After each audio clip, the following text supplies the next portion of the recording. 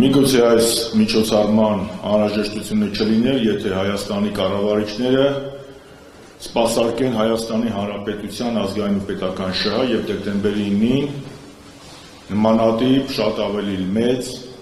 միջոցառում կազմակերպեին, այդ թվում նաեւ միջազգային, ինչ արվում էր մինչև 18 թվականը, առնվազն նախագահ Սարգսյանի կառավարման շրջանում նմանատիպ միջոցառումները օրինաչափություն են։ Ինչ վերաբերում է ձեր հարցին, պարոն Մամիջանյան, պետք է նշեմ, որ Սերժ Սարգսյանի քաղաքականությունը նախաձեռնող էր արտաքին քաղաքականությունը եւ դա երևում էր ոչ միայն Հայաստան-Թուրքիա առանձնախապայմանների հարաբերությունների հաստատելու ձգտման մեջ, այլ նաեւ հայոց ցեղասպանության դատապարտումն ու ճանաչումը նոր ավելի մեծ որակական փուլ մտցնելու մեջ։ Ես դրա մասին կխոսեմ։ Իհարկե, երբ որ 2008 թվականին նախագահ Սարգսյանը նախաձեռնել էր ֆուտբոլային դիվանագիտությունը, կային նաև ազնիվ մտահոգություններ որոշ քաղաքական եւ ոչ միայն քաղաքական շրջանակների մոտ, մասնավորապես նաև Սփյուռքում, որ հնարավոր է հայոց ցեղասպանության միջազգային դատապարտման գործընթացը կամ դառնի կամ դանդաղի։ Ես ես կարող եմ ասել, որ նախագահ Սարգսյանի եւ Հանրապետական կուսակցության 10 տարվա կառավարումը ապացուցեց մի բան։ Ցեղասպանության միջազգային ճանաչումն ու դատապարտումը ոչ միայն կանգ չառավ, այլ նաև նոր թափ ստացավ,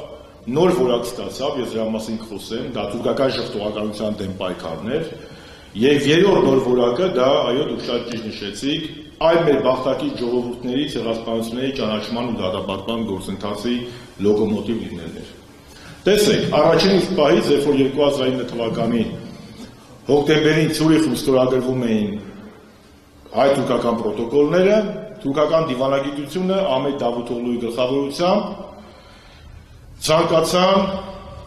պրոտոկոլների ժամանակ խոսել հայոց ցեղասպանությունից եւ Արցախից։ Հանրապետության նախագահը եւ արտաքին գործերի նախարար Էդվարդ Նալբանդյանը հստակ պաշտպանելով ազգային ու պետական շահը թույլ չտվեցին, որպեսզի Թուրքիայի արտաքին գործերի նախարար Դավութօղլուն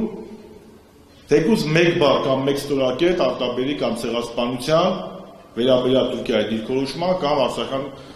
բանակցությունների վերաբերյալ, որովհետև հստակ էր մեր կարմիր գիծը, որ հայ-թուրքական գործընթացը որևէ կապ չունի արցախյան գործընթացի հետ, եւ սա առանձնախապայմանների գործընթաց է, եւ սա որևէ կապ չունի ցեղասպանության դատապարտումը կանգնեցնելու հետ։ Տեսեք, 10 թվականին Շվեյցարիայի խորհրդարանը ճանաչեց, այնուհետև Բրազիլիան ճանաչեց, Լյուքսեմբուրգը ճանաչեց, Չեխիան ճանաչեց 10-ին։ Ուրեմն Հռոմի Պապա Ֆրանցիսկոսը պատարագի ժամանակ խոսեց հայոց ցեղասպանության մասին, Եվրոպական խորհրդարանը դրա մասին խոսեց, Հունաստանը հատուկ որոշմամբ հանդես եկավ, ես դրա մասին հերթով կգամ։ Գերմանիան եւ նախագահի մակարդակով եւ Բունդեստագը։ Բայց ես հիմա ժամանակագրությունը չխախտեմ, հերթով գամ։ Տեսեք, ՄԱԿ-ի 69-րդ նստաշրջանն է, ասամբլեան է, հանդես է գալիս Հայաստանի Հանրապետության նախագահ Սերժ Սարգսյանը։ Նա իր խոսքը սկսում է շնորհակալություն հայտնելով բոլոր այդ պետություններին եւ կազմակերպություններին, որոնք ճանաչել ու դատապարտել են հայոց ցեղասպանությունը։ Խոսելով հայ-թուրքական պրոտոկոլների մասին, նախագահ Սարգսյանը խոսում է այն վավերացնելու անհրաժեշտության մասին։ Սակայն խոսում է, որ Հայաստանը թույլ չի տա,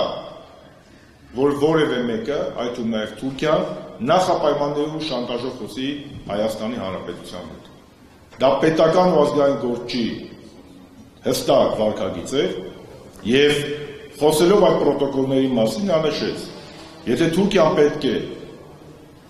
շանտաժի ենթարկի Հայաստանի Հանրապետությանը կամ ակնկալի, որ մենք հետագա կկատարենք հայոց ցեղասպանության ճանաչման գործում, որպեսզի մենք վավերացնենք այդ պրոտոկոլները, ապա, ինչպես ասում է մեր ժողովուրդը, գրողի ծոցը վավերացնենք։ Այդ գրողի ծոցը վավերացնելը դա մեր հայ ժողովրդի, Հայաստանի քաղաքացիների Հայաստան-Սփյուռք-Արցախ եռամիությունության հստակ արձագանքն էր։ Սա խոսում է, որ հանրապետական կառավարումը, հանրապետական իշխանությունը հստակ սպասարկում էր ազգային շահը։ 19 թիվ մենք մտանք հստակ գիտակցմամբ, որ Հայաստանը արդեն դարձել է ընդդեմ ցեղասպանությունների հանցագործության միջազգային կենտրոն։ 19 թվականի մարտին տեղի ունեցավ Արարատի ստորոտին միջազգային մեդիա ֆորումը, որտեղ մասնակցում էին աշխարհի 150 առաջադեմ լրատվամիջոցների լրագրողներ։ Անունն էլ պատահական չէր, Արարատի ստորոտին։ Այսօրվա կառավարիչները հրաժարվում են Արարատի խորհրդից, հրաժարվում են Արարատից, իսկ Սերժ Սարգսյանի ու Հանրապետականի կառավարման շրջանում նույնիսկ մեդիա ֆորումները միջազգային հստակ ունեին մեսիջներ Արարատի ստորոտին։ Արարատը բիբլիական լեռ է եւ Արարատը խորհրդանշում է մարդկության եւ հայ ազգի վերածնունդը։ Եվ Արարատի ստորոտին նշանակում էր, որ ցեղասպանությունից հետո կա վերածնունդ։ Բայց վերածնունդի համար պետք է որպեսզի միջազգային հանրությունը դատապարտի այդ ցեղասպանությունները։ Այնուհետև եղավ մարտի 24-ը։ Ինչ էր մարտի 24-ը։ Մարտի 24-ը Հայաստանի Հանրապետության պարլամենտը Հանրապետական կուսակցության նախաձեռնությամբ պատիվ եմ ունեցել լինելու այդ հարցի հիմնական զեկուցողը ճանաչել է Օսմանյան և Քեմալական Թուրքիայում Պոնտոսի հույների և ասորիների ցեղասպանությունը։ Այսինքն Հայաստանի Հանրապետությունը Հանրապետական կուսակցության ու նախագահ Սարգսյանի կառավարման շրջանում ոչ միայն հետամուտ էր լինում դատապարտելու հայոց ցեղասպանությունը, այլ նաև դատապարտում էր այս ժողովրդների նկատմամբ իրականացված ոճրագործությունները։ Եվ ի պատիվ այդ գումարման խորհրդարանի, 5-րդ գումարման խորհրդարանի եւ ի պատիվ բոլոր խմբակցությունների, որտեղ Հանրապետական կուսակցության եւ մեր նախաձեռնությանը միացան առանց բացառության բոլոր խմբակցությունները եւ խմբակցություններում չընդգրկված պատգամավորները, միաձայն 118 ձայնով դատապարտվեց Պոնտոսի հույների եւ ասորիների ցեղասպանությունը Օսմանյան եւ Քեմալական Թուրքիայում։ Առաջ ասնելով ասեմ, որ մեր խորհրդարանը Հանրապետական իշխանության կառավարման խորհրդարան, երբ որ Հանրապետականն ուներ մեծամասնություն, դատապարտել է նաեւ իսլամական պետության կողմից եզդի եղբայր ժողովրդի նկատմամբ իրականացված ցեղասպանությունը։ Եվ Հայաստանը այն երկրներից է, որը դատապարտել է Մերձավոր Արևելքում իսլամական պետության կողմից եզդիների նկատմամբ իրականացված ցեղասպանությունը։ Գալիս է արդեն 15 թվական ապրիլ։ Կազմակերպվում է միջազգային մեծ գլոբալ ֆորում։ Կարծում եմ պարոն Զաքարյանը դրա մասին կխոսե, որովհետև գլոբալ ֆորումի ակտիվ նախաձեռնողներից եւ կազմակերպիչներից մեկը պարոն Զաքարյանն է։ Այնտեղ էլի կարմիր գծով գնում է ընդդեմ ցեղասպանությունների դատապարտման այդ գիծը։ 24-ին ապրիլի 24-ին Հայաստան են գալիս հարյուրավոր երկրների պատվիրակներ։ Ցեղասպանության 100-րդ տարելիցներ։ Երևանում էին գտնվում ՄԱԿ-ի անվտանգության խորհրդի 5 անդամների զեկույցի ղեկավարները՝ Ռուսաստանի Դաշնության նախագահ Վլադիմիր Պուտինը եւ Ֆրանսիայի նախագահ Ֆրանսուଆ Օլանդը։ Բազմաթիվ տասնյակ երկրներ մասնակցում են խորհրդարանի ղեկավարների մակարդակով։ Սա խոսում է այն փաստի մասին, որ Սերժ Սարգսյանի նախաձեռնող պետականամետ քաղաքականությունը տալիս է իր պտուղները։ Հայաստանի ձայնը ոչ միայն լսելի էր, այլ Հայաստանը նաև քաղաքականություն էր թելադրում ոչ միայն տարածաշրջանում, այլ նաև աշխարհում։ Համեմատության համար ասեմ, այդ նույն օր ապրիլի 24-ին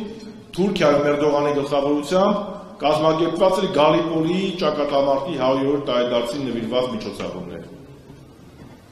Միատեսեք մասնակիցների կազմը Ծիծեռնակաբերդում եւ մասնակիցների կազմն ու ռանգը Թուրքիայում։ Համեմատության համար ասեմ,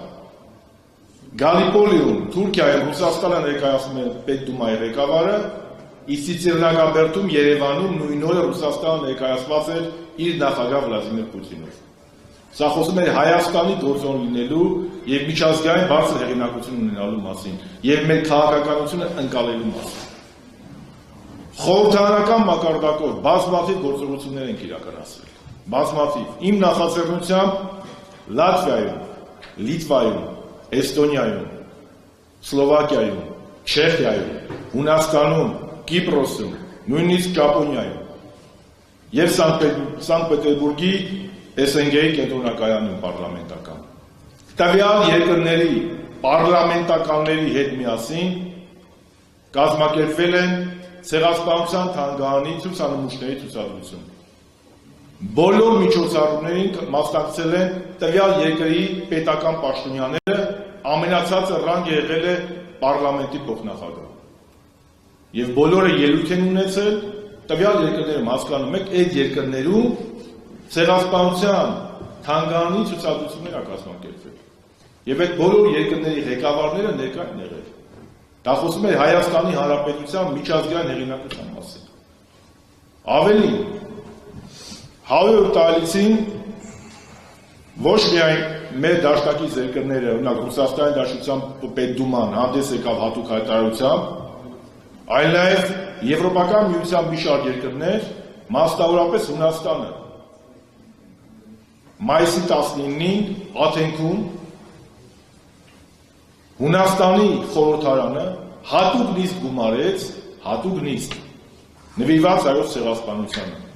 որտեղ ելույթով հանդես եկավ եւ Հունաստանի խորհրդարանի նախագահ Զոյի Կոստանդնոպուլոն, եւ Մերսել Փազանը, եւ Հայդատի Եվրոպական գրասենյակի ղեկավարը, եւ ձեր խոնարհ ծառան։ Այնուհետև շատ կարևոր փուլ էր թուրքական շփոթվածության դեմ պայքարը։ Մինչև Սերժ Սարգսյանի կառավարումը թուրքական շփոթվածության դեմ պայքարը դրված չէր միգուցե օբյեկտիվ պատճառներով ամեն ինչը պետք է լիներ հերթով իր ժամանակին տես մեծ ռեսերի վրա։ 15 թվականի ապրիլի 2-ին Հանրապետական կուսակցության նախաձեռնությամբ ես մեկնեցի Կիպրոս, պայմանավորվեցինք Կիպրոսի մեր գործընկերների հետ, հանդիպեցինք Կիպրոսի խորհրդարանի նախագահ պարոն Օմիրուի հետ եւ Կիպրոսի խորհրդարանը 15 թվականի ապրիլի 2-ին հատուկ նիստով դատապարտեց թուրքական շփոթվածությունը, քրեականացրեց։ Կիպրոսի տարածքում, Եվրամիության անդամ երկիր Կիպրոսի տարածքում քրեականացված է հայոց ցեղասպանության շփոթվածությունը։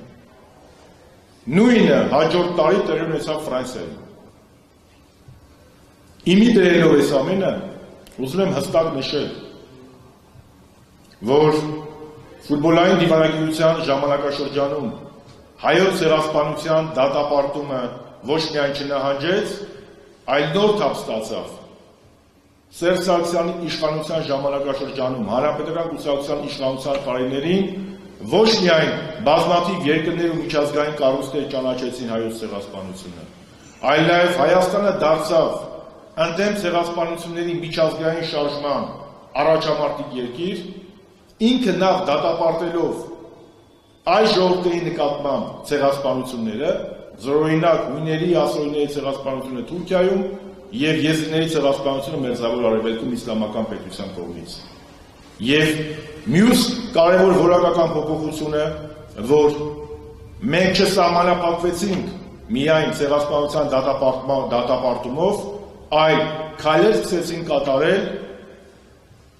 հայոց ցեղասպանությունը ժխտելը քրեականացնելու ուղղությամբ, դրա վարվեկայությունը եւ Կիպրոսի խորհրդարանի օրինակիցներ եւ Ֆրանսիայի խորհրդարանը։ Եզրափակելով խոսքս ուզում եմ ներկայացնել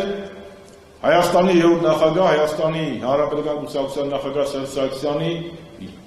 ելույթից մի հատված, որը նա նշեց, խոսեց Նյու Յորքում ՄԱԿ-ի 72-րդ դաշնաժողովում ասամբլեայում։ Նա ասեց. 18 թվական մենք մտնելու ենք առանց այս ճարաբաստիկ արձանագրությունների, որովհետև այդ արձանագրությունները Թուրքիան փորձում է շանտաժի ենթարկել Հայաստանին։ Իսկ մեր համար հայրենիքը սուրբ է, մեր նահատակների հիշատակը սուրբ է եւ Հայաստանի Հանրապետությանը հնարավոր չէ ստիպել, որպեսզի նա անցնի կարմիր գծեր։ Այսպիսով, երբ որ Հայաստանը ուներ նորմալ ազգային շահերը սպասարկող իշխանություն,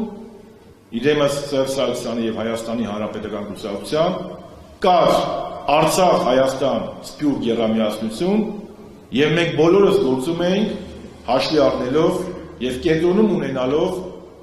Հայաստանի Հանրապետության, Արցախի, ինչու՞ չէ մեր Սփյուռքահայ եղբայրների եւ քույրերի ազգային շահը։ Ինքնիշխանությունը այն ժամանակ էր, երբ որ հայկական օրակարգով Պուտինն ու Օլանդը Տիցերնակաբերդում ելույթ էին ունենում։ Իշխանությունը այն ժամանակ էր, երբ որ Հայաստանը դառնում էր ընդդեմ ցեղասպանությունների պայքարի առաջամարտիկ։ Ինքնիշխանությունը այն ժամանակ էր, երբ որ Հայաստանի պատվիրակները լինում էին տարբեր երկրներում, Թուրքիայի ու Ադրբեջանի դեսպանները գիշերները չէին քնում։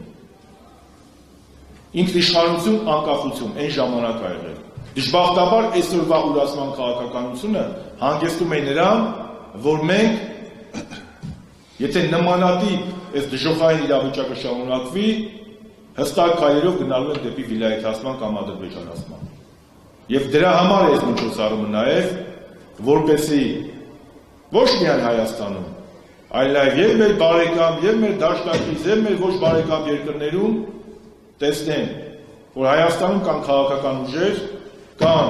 քաղաքացիական ու հասարակական ինտելեկտուալ շրջանակներ, կան քաղաքացիներ, որոնց համար,